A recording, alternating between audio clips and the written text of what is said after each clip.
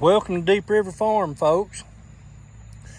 I just wanted to show you that we had that 9-week of drought, and I just wanted to show you the abundance of tomatoes we have. The problem is, excuse me, I'm got a little choked. I inhaled a bug or a gnat. Anyway, look at all these tomatoes. We've got tons of tomatoes, and they're everywhere. The problem is they're all small, and they never done anything at all until the hurricane came in.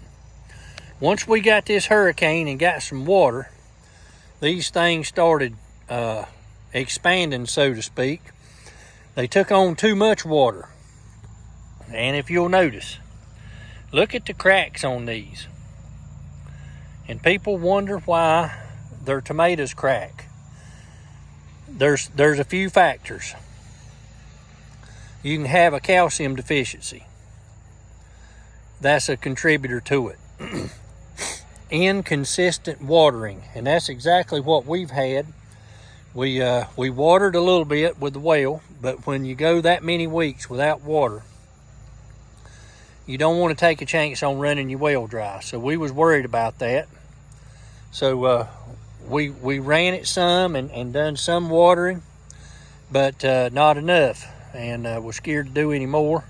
Cost of a well pump, a good one's about $2,000, and that's with you doing all the work, you know. But just look at the tomatoes in here. I mean, it's absolutely loaded. But you know, there ain't no size to them. Just ain't no size. But inconsistent watering is a big problem with tomatoes and cracking.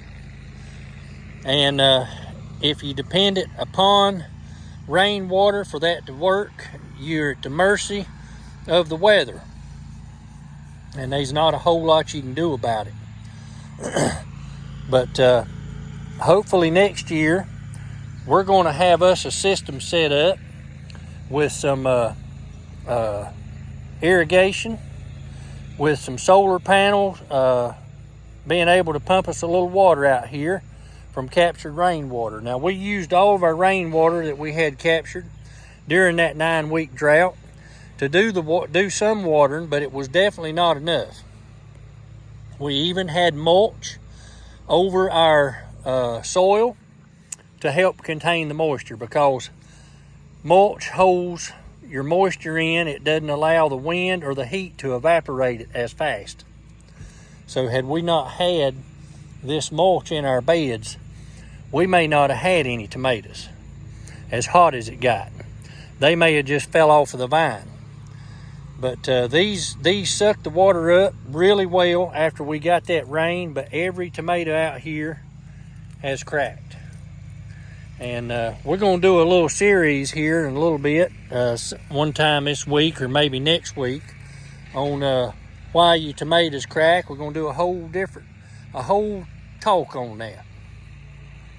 Tomatoes are about the most favorite thing for people to grow, and we want people to understand why their tomatoes crack and answer a lot of tomato questions. And we'll put that on the channel and so forth. But our garden's about done, folks, and we ain't far from pulling her up and replacing it. We're going to put some soil in. Our pumpkins are coming up, and we want to give them the best opportunity we can. I want you to look at these beans right here that's come in since all the rain. Just look at all this, just loaded down through here. Now, last weekend I picked 2 Walmart bags, shopping bags full of green beans, just on this one side. And I gave them away. And I'm not going to touch the other side of the trellis. I'm going to leave it for seed for next year, because we don't know what next year's going to hold. And the price of seed this year was way up from what it was year before and year before that. But it's been going up for the last 2 or 3 years, big time. So all these clumps of beans that we got, they go into seed, folks. We've got well over 20 gallons of green beans canned, and we good to go. We're also going to let a lot of okra go to seed. When the drought come on, our okra got tough, and we weren't able to eat it. It was too tough to cut with a knife because it lacks the water. So a lot of it's going to go to seed, but we got some new growth coming on.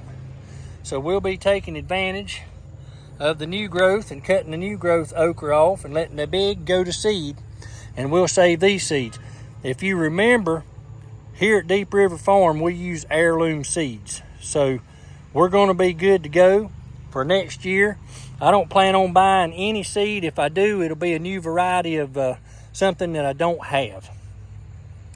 A friend of mine, we're going to do some seed swapping, and he's got some different kinds of green beans I want, and I'm going to get him some bean seeds from what I've got.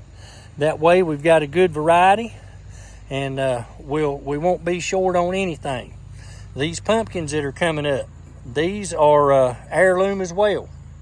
And our strawberries, they continue to produce.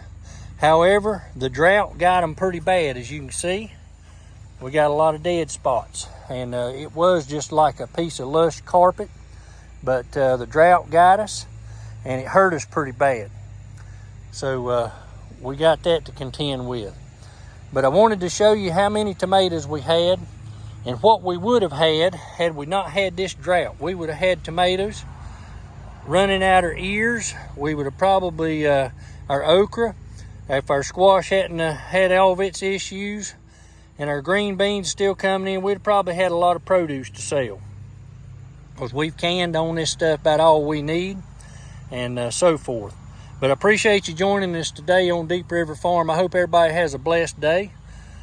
And y'all join back in on us. If you'll hit the notification bell and subscribe, next time we have a video pop up, you'll be one of the first notified about it's coming on board. Thanks a lot and have a nice day.